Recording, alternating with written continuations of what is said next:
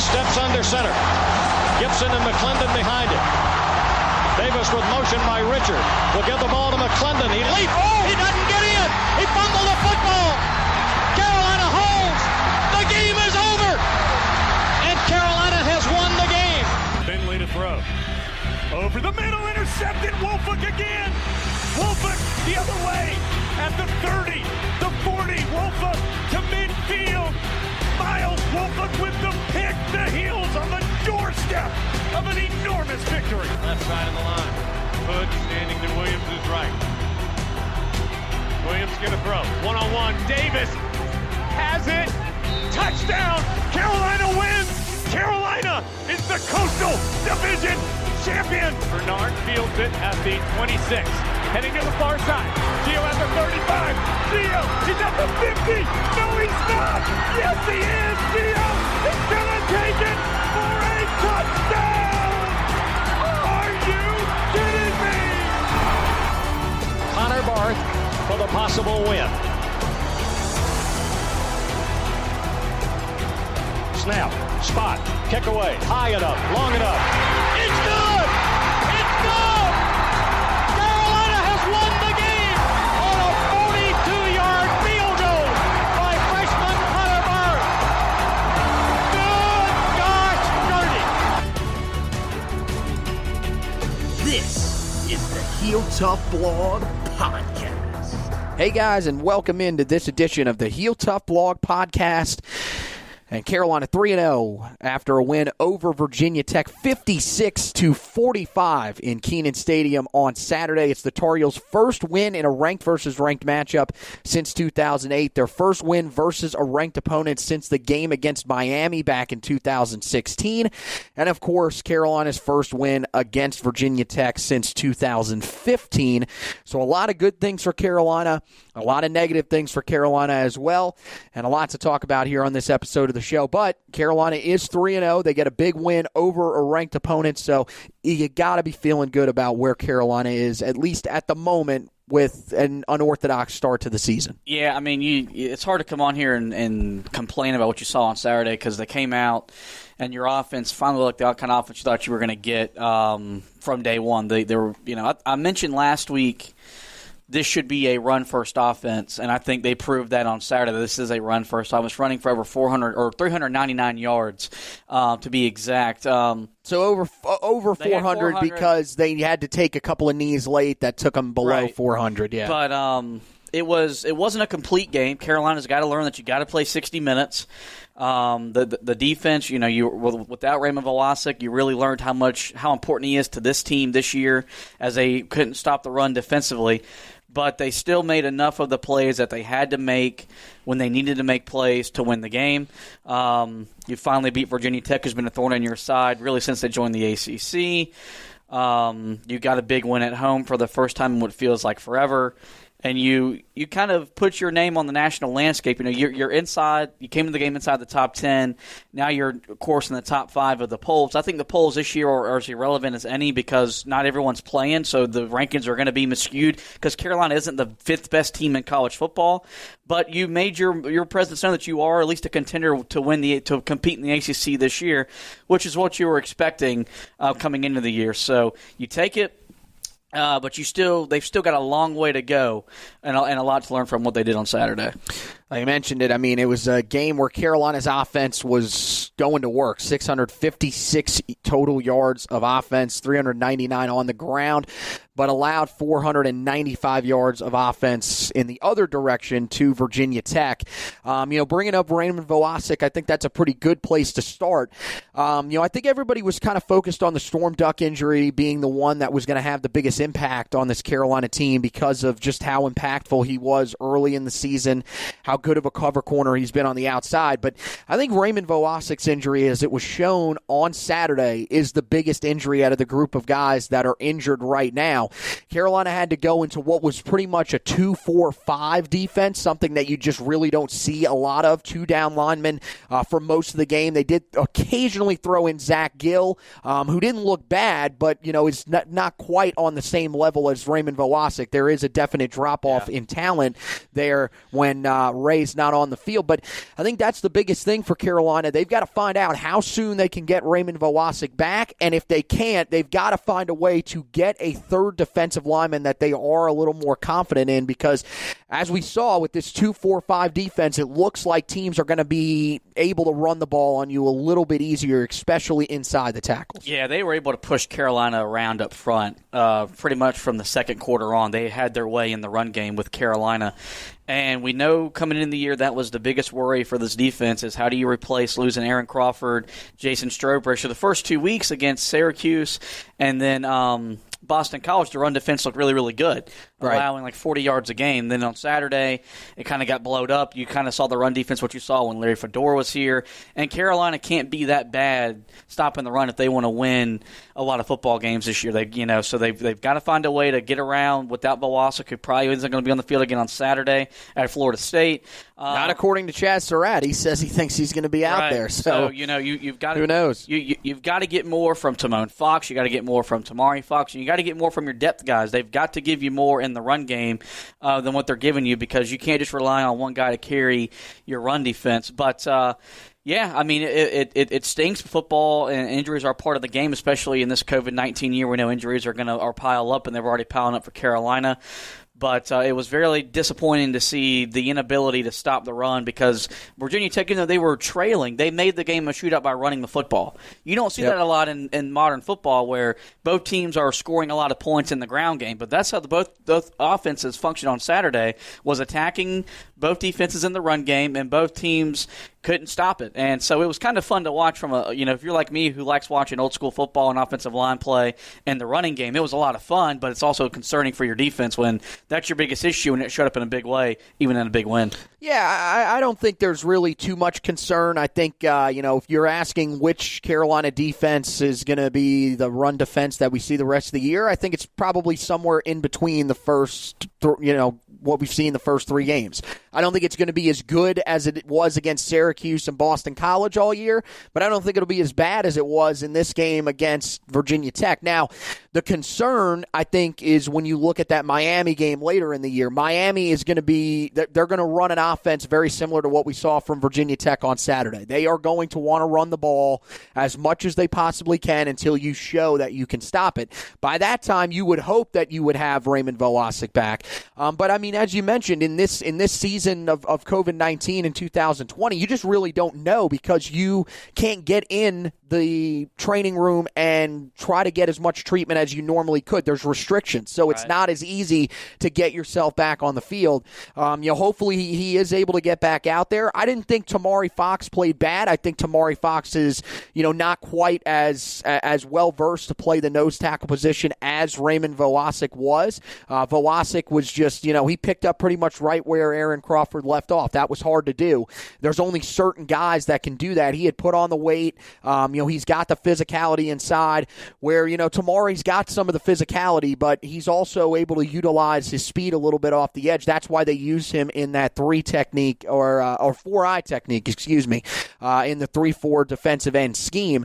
But, I think there's still some things that, you can take away from this that are still positives on the defensive side of the football. Mainly your cornerbacks. Kyler McMichael named Defensive Player of the Game by head coach Mack Brown. He was fantastic. 4 total tackles, had 2 pass deflections, did a pretty good job helping the other guy that I think was huge in this one, Patrice Rene, coming back in this game, having to play a bigger role with, of course, Storm Duck out for what seems like the foreseeable future. I mean, they said we're not going to be providing updates on a lot of these guys, going forward. We're just going to kind of wait until game day. And then they came out and declared that Storm Duck was inactive for this game on Monday. That seems like a pretty bad sign if they're normally going to wait until game days to reveal the statuses of some guys. But, you got to feel confident in what you saw from your guys on the outside and going forward this season. Even though you struggled to stop the run, you found something in the passing game. game. Yeah, no, I'm not worried about what this defense will do on the back end in terms of covering receivers and making plays in the passing game from a defensive standpoint. Even though you're losing guys, it feels like every week to injuries or something like that, there's still enough talent and enough depth where I think they'll be able to work through it. It's the run defense that Carolina's you've got to be better than what you were on Saturday. I know you're saying that they're not going to be as bad as they were on Saturday, and they're not going to be as good as they were in the first two games. But even they got to be better than average in the run defense, I feel like, because some of these teams, if they can line up and move you around, they'll just run the ball down your throat, and that's how these teams are going to try to buy upsets. That's how they're going to try to beat you, shorten the game, control the clock, and everything like that. You do that in the run game, so they've got to get better in that. I didn't say Tamari Fox played bad. You just need more. He needs to give you more with injuries, and that's just facts. Is that these guys that that have the capability to play better, they need to play better because now it's demanded. You're without your best interior defensive lineman. You've got to step up and be better for this team. But it's good seeing Patrice Rene come back from injury. He looked about as healthy as we've seen him all year long. Made some plays. Kyler McMichael, you see why we were all hyped about him when he transferred in. And so, back end's not going to be a problem. It's your front seven and really that front line is where your issues are at. Well, your linebacking core has to be better. Your safeties have to tackle better. Trey Morrison did not have a single tackle in this game, not even an assisted tackle after a great performance against Boston College. That can't happen. That's hard to do. Cameron Kelly, 8 total tackles. If you just look at the stat sheet, you thought he had a good day. He missed way too many open field tackles. He's not a space tackler. He's probably, at this point, I would probably make the move of putting Morrison back at safety, move Cameron Kelly into the slot would be where I would feel more comfortable because he's just not a good open field tackler. It is what it is. I think he can improve. That's one of the things you're going to look for. But also, this is the other reason why I'm not overly concerned. Chad Surratt had his worst game since last year's game against Wake Forest. He had 4 tackles in the game. None of them were solo tackles. I just think, we got to give some credit to that offensive line for Virginia Tech. They are really some of the draft people really hyped about their left tackle, Kristen Darashaw. They thought he played great. Yeah, he kicked our ass. Could be a potential first-round player is what they're saying. Brock Hoffman, we see why they were We see why they were so confident about, so dejected about not being able to have him last year because he has been fantastic so far this year. I think you got to give some credit to Virginia Tech. I think also Carolina's got some guys that need to step up. But at the same time, I'm not really freaking out about this run defense. Also because you look at this conference, there are not that many great running teams in this conference. This year more than ever, college football is an offensive game. If you can't score, you're not going to win, and that's in large part because you're having to win games through the air. Now, you're going to find, and this week is going to be another test for you, and we'll, of course, talk about it a little more as we start to preview the Florida State game. But, you're looking, going forward, the game that you would probably be most concerned about in your run defense would be Miami. Outside of that game, most of the teams you're going to face are probably going to try to beat you through the air with what we've seen so far. So I think Carolina is still in pretty good shape there. Head over to the offensive side of the ball, and this is as good as this offense has looked in a very, very long time. Even going back to last year, this offense was just rolling. Their run game, as we mentioned, almost 400 yards of total offense on the ground in this game. Michael Carter, 17 carries, 214 yards, 2 touchdowns, career high in rushing yards for him, career high for Javonte Williams as well, 20 carries, 169 yards, 2 touchdowns. We asked them to lean on the run game because you've got the talent, and it seems like maybe Phil Longo is a listener to the podcast because they did exactly that in this game on Saturday, and it paid off in a huge way. Yeah, I can't speak enough about the job our running backs did, but it starts with the big uglies up front. The return of Joshua Ezeudu paid major dividends because the offensive line looked as good as it's looked since Phil Longo and Mac Brown got to Carolina. They pushed around the Hokies up front, and you don't say that a lot about Virginia Tech. In the preview of last week, we stressed that they got to be good up front because last year they won the battle in the trenches. A big reason why they beat you. Yeah, that team came in one of the best defensive lines. Had 19 tackles for loss, 13 sacks, and you allowed 3 tackles for loss and 1 sack the entire game. That's really good. Yeah, so Carolina just lined up, and they shoved the ball down their throat from play 1 until the final whistle, and it was really fun to watch. You kept Sam Howell upright. He was 18 of 23, 257 yards, 3 touchdowns, his deep ball returns, and he should have only had 2 incompletions. If Carolina wouldn't have dropped 3 balls, he would have had a near flawless performance. That's the offense we thought we were going to see from week 1. Now, we understood with everything going on in the sports world, it wasn't going to be like that. But this offense has answered all the questions we had coming in, because for the first 2 games we've seen them, they hadn't looked good. They had their moments, but they hadn't done what they wanted to do like we thought they were going to do. And against Virginia Tech, they had their way. No matter what they wanted to do, they accomplished their goal. And so hopefully you take this performance and you build off of that. But I still think this is a run-first football team. I think your goal should be to line up and run the ball 35 to 40 times, because as Mac Brown proclaims, they've got the best running back duo in the country. I'm not going that far, but they're pretty darn good. I mean, they got to be up there. I would say Alabama with Najee Harris and Brian Robinson. I don't know, though. I mean, I think the way that they utilize the guys you could make the argument that they have the best backfield Mac duo just likes in the to country. proclaim stuff, and once he says it, he's just like, "Well, this is the best duo in the country," and then it's like, okay. That's there are people that agree, though. Our guy Eric McLean from the ACC Network, he believes that that's true. He thinks that they have the best running back duo in the entire country. And I mean, through the first 3 games of the season, I would say they definitely have a strong case. I mean, you just ran for a combined, I would say 370 plus, something like that. I mean, that's really good. And you just don't see that in major college football today. And that's in a game where your quarterback also threw for 257 yards, had his best game of the season. That's what makes Carolina's offense so dangerous. Michael Carter is just off to a fantastic start. I mean, look, the comparisons that we were hearing about him to Giovanni Bernard, the first 3 years, really, you could start to see it a little bit last year, but this year especially, you're starting to see why he was being compared to Gio, because he has the good back vision. I mean, his touchdown to make it 21-0, what a great job to cut back into an open hole on the left side when that was supposed to be a play that was run to the right side. He looked fantastic. You talked about the offensive line. Zudu coming back, again, it's just so huge. I think the biggest thing that, the thing that showed just how big it was you saw Sim Richards struggle the first drive of the game. They end up taking him out of the game. They move Zudu over to left tackle. They bring in Ed Montilus. They get to sort of talk to Richards on the sideline, send a little bit of a message to him that, look, you're not guaranteed this spot. We can move some things around if we have to give us the best chance to be able to have success up front. He comes back later in the game and was fantastic the rest of the way. So that's the big thing about him returning.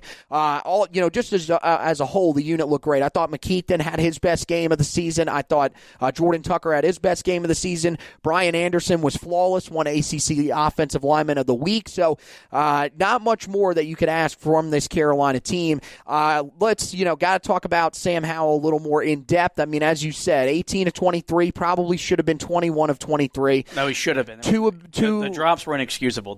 All 3 of their punts were on drop passes. And they were all, and that's the thing. They were all at very inopportune times, and a couple of which came at a time where the game was still pretty uncertain. Yeah. So you were a little on your seat because you had no idea how that was going to impact the Tar Heels going forward. Luckily, it didn't play a huge factor.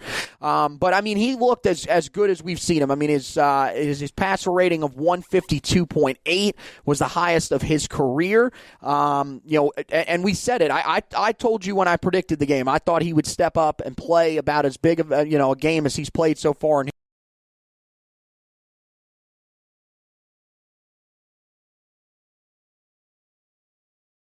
so for 10 in the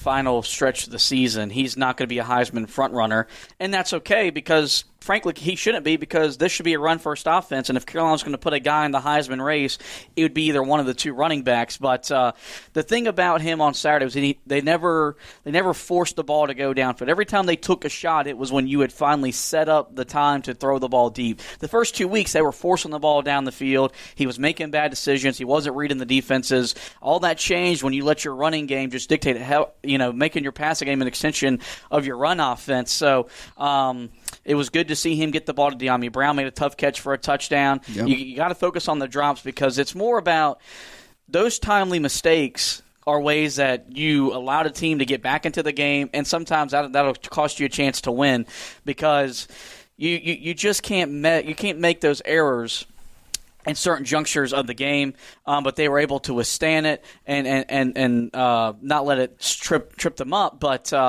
you got Daz Newsome involved because he was he knew he was going to come in motivated. He always plays pissed off against Virginia Tech. He was very angry. He talked his talk and his play backed it up. De'Ami Brown was just a monster on the outside. You got your running back involved, Javonte Williams. So everyone got a little bit in the action, and I think that's what you want to see is that you've got De'Ami Brown and Daz Newsome, but if you can mix in all these other guys, it's just going to make you more hard to defend when you go out to a four-wide set. So it was I think that's the best game Phil Longo has called. Definitely this year, and maybe in his 10-plus games he's been at Carolina from what we've seen against an FBS opponent, because you'd probably mention the Mercer game was probably the best game he called because that offense had ever won it last year, but that wasn't really that innovative, though. That was against an FCS defense in a pouring rainstorm the entire game. So the big thing for them is how do they build from this?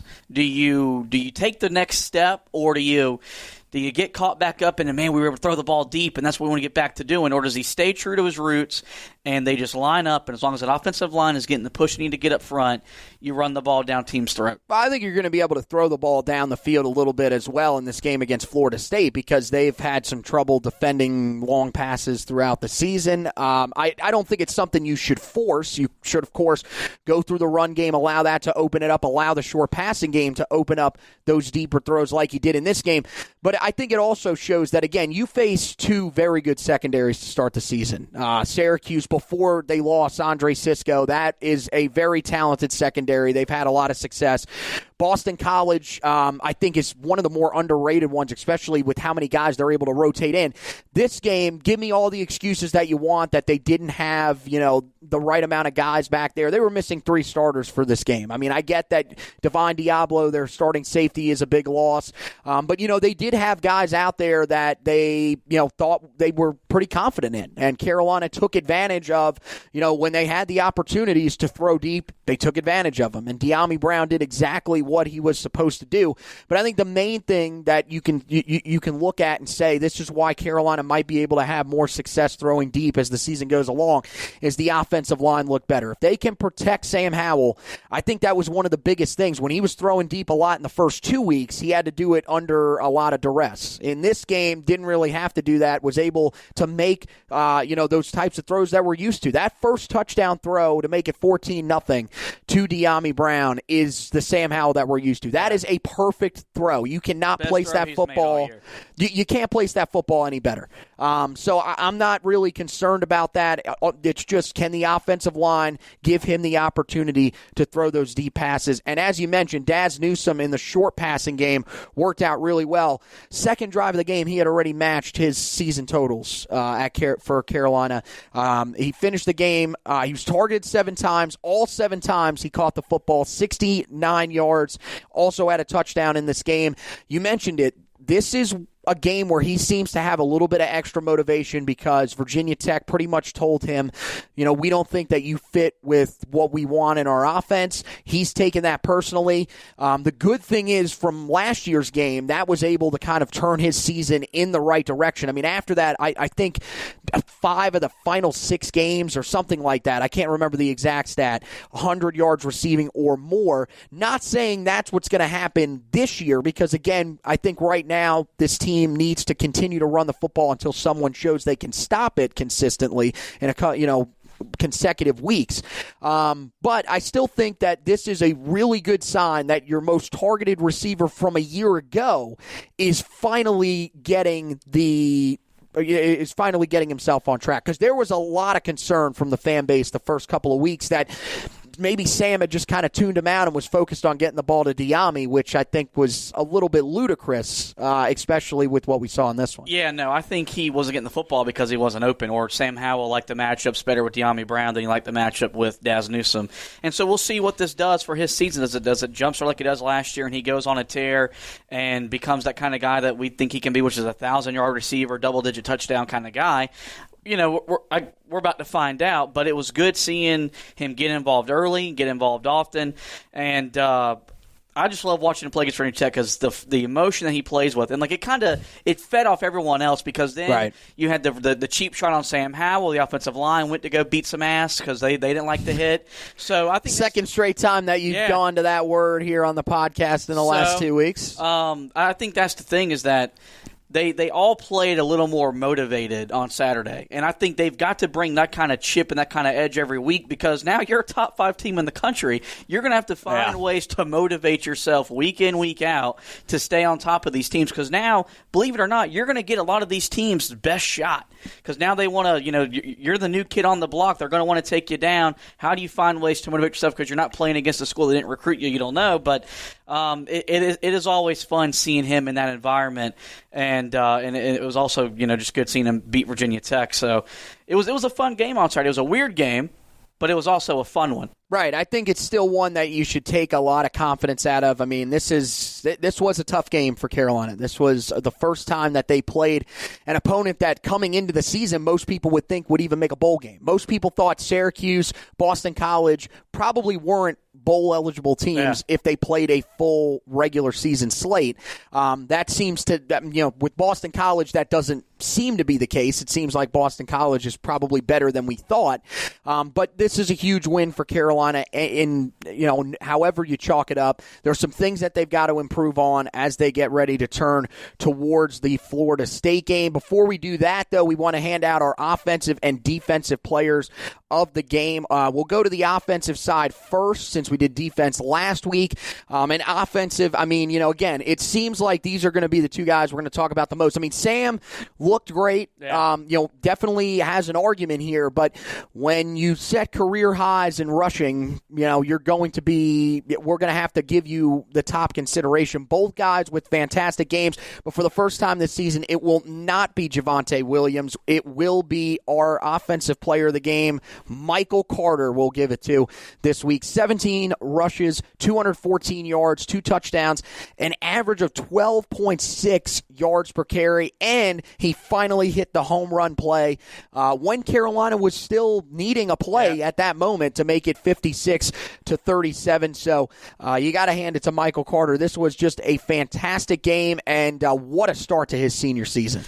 Yeah, no, he's come out and he looks. I mentioned it last week. He looks quicker. He looks more decisive, but he put all that into the game on Saturday, where he got the long run that I've been begging for the last couple of years. He made some good cuts, so he's showing off the vision. So his best complete game in a Tar Heel uniform by far, and it came up in a big effort and a big win.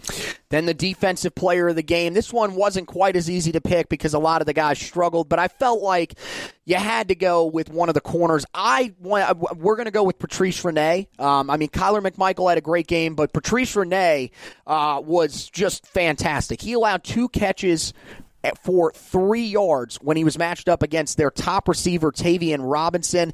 And remember, this is the first significant playing time that Patrice has seen since he suffered that torn ACL last year. They needed him to step up in this game, and he did more than that. I mean, you see Storm Duck off the field for Carolina. Looks like it's going to be probably for a little while, but you feel like I'm not going to say there's no drop-off, because I think if you look at their NFL perspectives, Storm Duck probably has a better NFL future than Patrice Renee does right now. But you still feel like these, him and Kyler McMichael are one of the best cornerback tandems in the ACC, and they showed that on Saturday. Yeah, no, they're both They're both going to need to step up, and the good thing is that you have confidence they're going to step up and make plays until Storm Duck does return from injury, if he does return at all this year. And it was just good seeing him bouncing back because he hadn't been able to get on the field. He didn't play at all against Boston College. His number gets called on Saturday. He made a lot of plays, and they didn't want to throw the football his way. So it was good for Patrice Renee on Saturday. So those are your offensive and defensive players of the game for Virginia Tech. So now we head over, of course, Carolina now going back on the road, a game in Tallahassee. And this one has some interesting elements to it. Florida State is allowed to have fans, and a pretty decent amount as well. So there will be a crowd there that Carolina will have to compete against. You would think that Carolina is going to be preparing for that all week, trying to get their offensive linemen ready, because it's the first time that the offensive line is going to play in a even relatively packed stadium, including when they played at home in Kenan Stadium. So we'll see what Carolina is able to do. But I think the biggest thing that we didn't talk about from this game against Virginia Tech, but that we got to start by talking about for this one, Carolina, the main thing that they've got to do in this game, even outside of finding a way to slow down the run, keeping your offense in a rhythm, you have got to cut back on the penalties. This team right now has the most penalty yards in the ACC through the first 3 games of their season.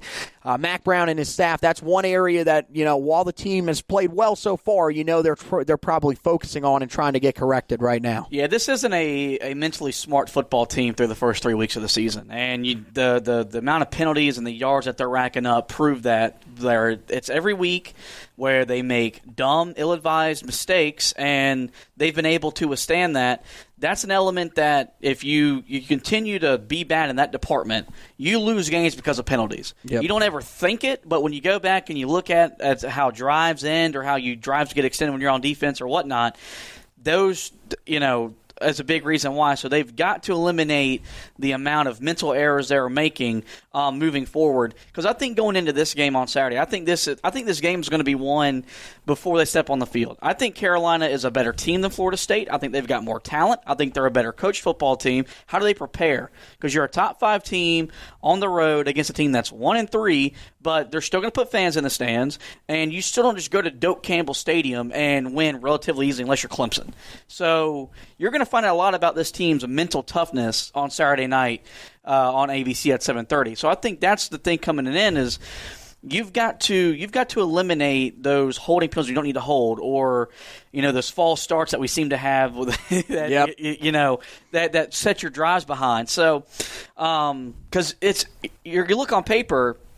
And Carolina should win this game. They're a 13-point favorite. They're at 75% to win to the Football Power Index on ESPN. It's still going to be a challenge, though, because they've never been in this situation as players and with this coaching staff. So it'll be interesting to see how they handle it. But, the penalties, it's like turnovers in basketball. They kill you. Well, I think the thing in this game against Virginia Tech that we saw this past weekend was even though they had 10 penalties for 87 yards, they got, they were, believe it or not, I thought it was a better game than the game against Boston College, mainly because the penalties against Boston College came at the most inopportune times. When you play Virginia Tech, you're going to expect that there'll be a few extra penalties because, as much as, maybe Virginia Tech doesn't want to say it, or even some of our fan base doesn't want to say it, that has quietly become a rivalry matchup. Both of those teams hate each other. Their fan bases can't stand each other. Yes. So when you get on the field, things get chippy.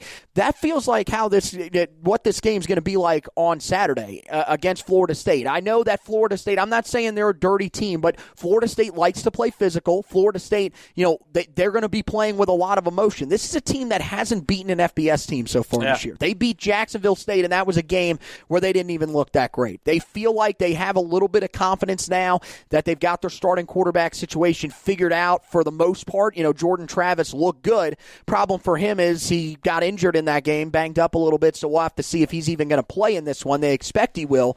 But that Florida State's going to come out with a little bit of extra motivation in this one. So Carolina's got to be prepared for that. I think, when you talk about their run defense in this one, Travis is a mobile quarterback. Carolina's got to be prepared for that. Hendon Hooker really seemed to bother them in the second half when he came in. But, that's another thing that Carolina's got to prepare for. We talked about it with Virginia Tech here in the past couple of years. They like to rotate a lot of quarterbacks in game we could see the same thing from Florida State if Jordan Travis is, showing signs that he's not 100%, or if he just struggles. They've rotated quarterbacks so far throughout the start of the season, so Carolina's got to be prepared for that. But you feel like, I think Carolina's going to go back, watch the film. I also feel like there will be probably some scheme adjustments because they're going to look and say that didn't work out as well as we probably hoped.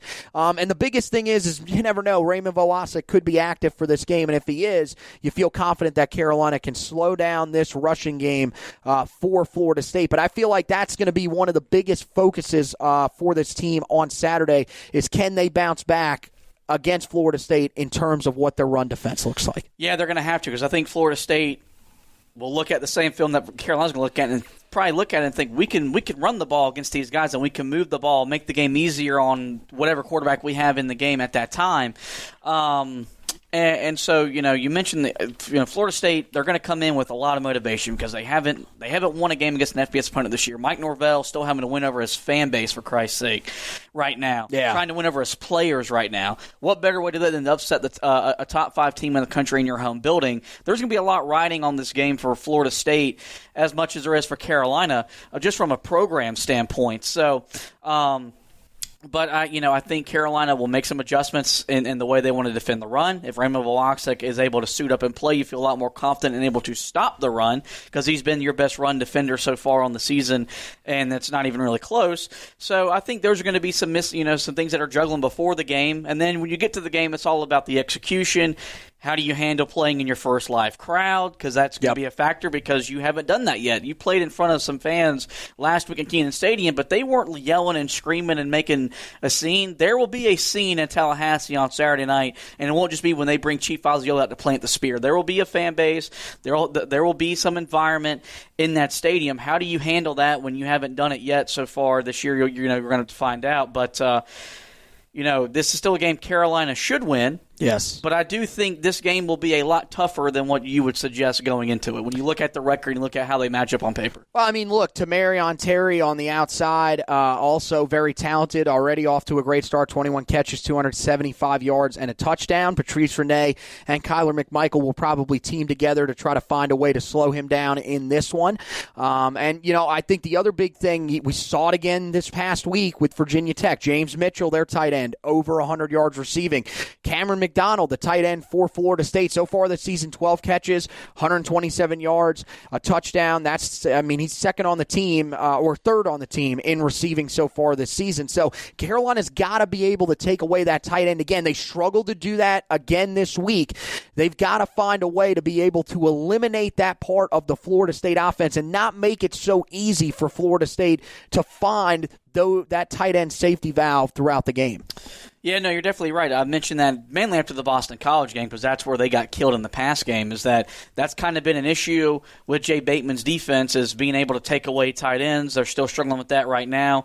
And it's really hard because you want to say, well, you can put Chaz Surratt on him, and as from a matchup standpoint, you can, but then you're taking away your best defensive player if he's just being in pass coverage at all times. Right. So they've got to find a way to mask that, whether it's rotating some other guys in or just finding a better way to disguise scheme to take away the tight end, because that's an easy way to get a young quarterback in rhythm, settlement in the game, some quick, easy throws, and it gets you in favorable distances to run the football.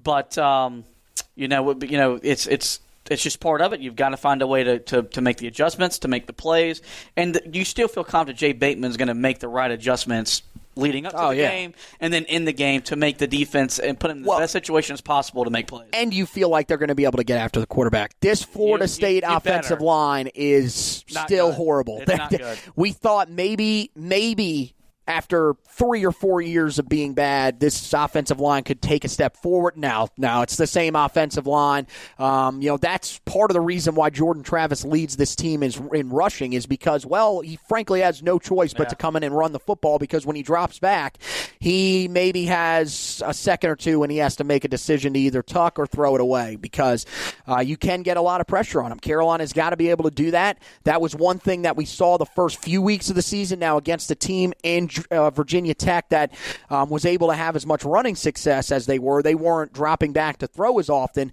but Carolina wasn't able to get after the quarterback as well as they did the first 2 weeks of the season. If Carolina can get back to what they did the first 2 weeks of the season when Florida State is dropping back to throw, you would feel like they have a really good chance to have a lot of success.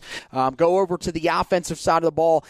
Carolina, this one is one that should favor the Tar Heels this matchup. Florida State's defense really struggling out of the gate. A lot of their guys that have been playing well early on in the season are in the secondary, though, so that's an area that you got to keep an eye on. Of course, Asante Samuel Jr. is the big name that everybody's going to be keeping an eye on, but up front, they've struggled. Marvin Wilson hasn't had the type of season that they were hoping for from him, so Carolina's got to be prepared. I mean, not only is the team as a whole going to come in and try to make a statement, this probably looks like a team that's, just in general, going to try to come in and prove that they're building some momentum and getting something going under head coach Mike Norvell. Yeah, no, this defense has really struggled, allowing 454 yards through their first 3 games, 260 on the ground, 195 through the air. So if you're Carolina, you look at the numbers, you should be able to line up and run the ball with some relative success early and often, like Miami was able to do in that game, like Georgia Tech was able to move the ball in their upset win, and Jacksonville State, for goodness sake, was able to move the ball on the ground against Florida State. So I think, when you're game planning for this game is you're still going to want to attack on the ground first because their secondary has some guys. Samuel Jr. is the name, of course, in the secondary that can make plays, and so you're going to be cautious of that. But this is still a game where Carolina's offense should be able to move the ball for 60 minutes whenever they want to move the football. Mm-hmm. And so that's what you're going to be looking forward to seeing is does this offense build off, because Virginia Tech's defense is better than Florida State's, and you put up 56 points and over 600 yards. So what do you do in a follow-up game where you're playing an even lesser defense to see what the growth of the offense? So everything points Carolina's way on Saturday, and that's, so as I mentioned, this is a game they should win. But if this game was a one-possession game in the fourth quarter, would we be surprised? Because I wouldn't. No, I mean, the other thing to mention here in this game also is that Florida State has not been completely awful the entire season. Except against Miami. They should have beaten Georgia Tech. That's a loss that you look back on, and if you're Mike Norvell, that's one you probably don't want to reminisce about ever again, because that was a game you should have won, especially against a true freshman quarterback starting his first game. They fought hard last week against Notre Dame. That was a game they were in for most of the way, and that was on the road at Notre Dame, a place where they do have fans. So this team is motivated. They believe that Jordan Travis, now that they've got him in there, if he can stay healthy, he's their guy. So Carolina's got to be prepared for that. You got to also be prepared for the fact that your defense may let up some points in this game. Teams have seen what Virginia Tech did against you, including this Florida State team. They have a quarterback that has a similar skill set to Hendon Hooker. So you've got to be prepared for them to come out and try to run the ball on you. This offense for Carolina, I think, I'm not going to say, I don't believe that they can get into a rhythm. I think, that was the best, the second week in a row now playing, you saw what this offense can be. I wouldn't expect them to be as good as they were last week. That was flawless. That was as well executed as you can be. But you want to see your guys be able to handle Marvin Wilson. Your interior offensive linemen have a good day. You want to see them be able to protect Sam Howell, Sim Richards. You want to see him follow up with what he did on Saturday and continue to give Sam Howell time to throw, to be able to find some of those short routes across the middle that can be turned into big gains because you end up running away from a slot corner or a linebacker, or those deep patterns that we talked about that you're going to want to hit a couple of times a game. That's the main thing that Carolina's got to be able to do in this game, because I feel like Florida State is probably going to realize that they have struggled to stop the run so far this year. The only way they're going to do so is if they load the box in this one. I still think Carolina needs to run the ball, but you feel like this is probably a chance for Carolina's passing game to make a statement in a game where you're probably going to have somebody that's looking to slow down your run from the word go, because you're not going to catch anybody off guard. Nah. These first 3 games of the season, I think maybe you did. I don't think anybody expected almost 400 rushing yards against Virginia Tech. But Carolina's got to be prepared to just, take what what Florida State's defense gives them, which could be a lot, and, put up some points on the board and help out your defense that right now is struggling with the loss of some of the guys that they're dealing with. Yeah, no, I wouldn't be surprised if Carolina's defense does give up points. They're giving up 24.3 right now, and I've said all along that if they can hold teams to like 25 and under, you're going to feel pretty confident about winning a lot of games and competing in a lot of games. And right now they're doing that. They're scoring 37.7.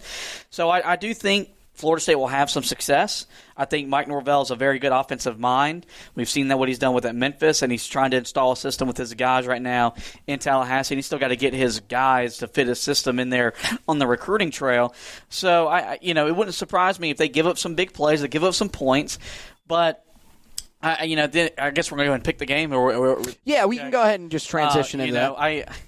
I think Carolina's going to win. I've got them winning 31-20 to get to 4-0, to get their first big time win on the road as a highly ranked team to start building that confidence. They got to start building because they've never been in this situation. Everything for them right now is new, and so I think they'll have some issues, but they'll play through it. They'll struggle at times, but they'll play through it, and then they'll come out more tough team, a more determined team, and get a tough 31-20 win in Florida State.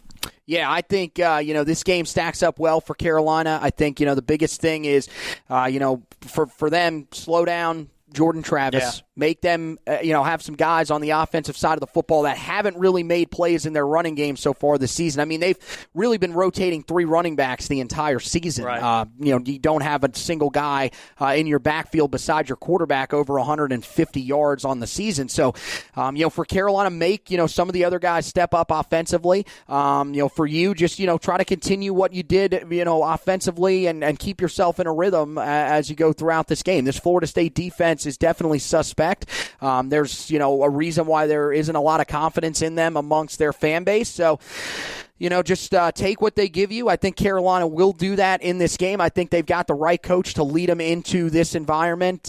Carolina has had a lot of success against Florida State in recent memory as well, and you would feel like with Mac Brown it won't be much different. The only thing I'm concerned about is, can Carolina put the fact that they're a top 5 team behind them? Yeah. You need to throw that out.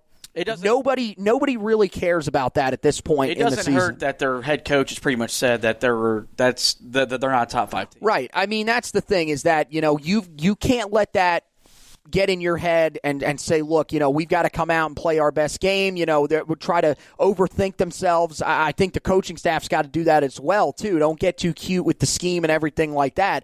I don't think they will. I think they know what's been working so far. I think they run the ball pretty well yet again in this game. I think Sam Howell once again has another solid game because it feels like he's in a little bit of a rhythm. I think Carolina wins this game 38-24. It'll be another high-scoring game. I think there's still going to be some concerning things for Carolina on defense, especially if Raymond Vohasek doesn't come back to play in this game. But I still feel like this is a game that Carolina has more talent. Carolina, is definitely the better football team, and this Florida State team is, they're on the edge. It feels like of kind of throwing away this season and just turning their focus towards trying to build for next year. Carolina needs to be able to focus in on that and be able to take advantage of that, and I think they will in this game. Carolina gets the win. Yeah. So that wraps it up for this edition of the Heel Tough Blog podcast. Of course, we will always have you covered with everything game week. Of course, you can go back, check out all the stuff from Virginia Tech. We got the Virginia Tech recap where we tell you what we learned from that game. We also have the Trench Report where Josh broke down the offensive and defensive lines for you against Virginia Tech. A really fun one there. Also, Stock Report, tell you who's trending up, who's trending down as we head into this key road game against Florida State. And then, of course, the Florida State preview up on the website now. Make sure you guys go and read that. It gives you an in-depth look at the game, team breakdowns, team stats.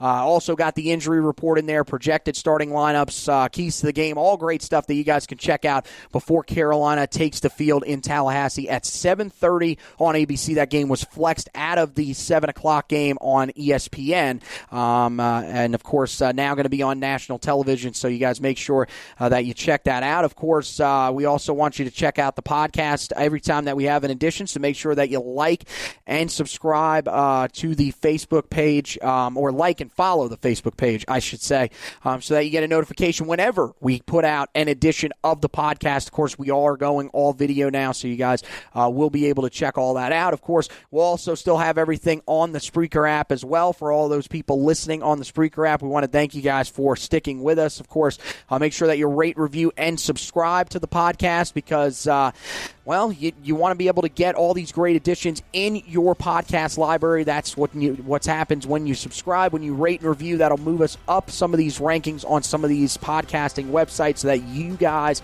that have found the podcast can add some new people to the family as well that haven't found the podcast just yet, and they can listen to all of this great content. So, once again, want to thank Josh Marlowe for hosting with me. Want to thank you guys for watching and listening. And as always, go Tar Heels.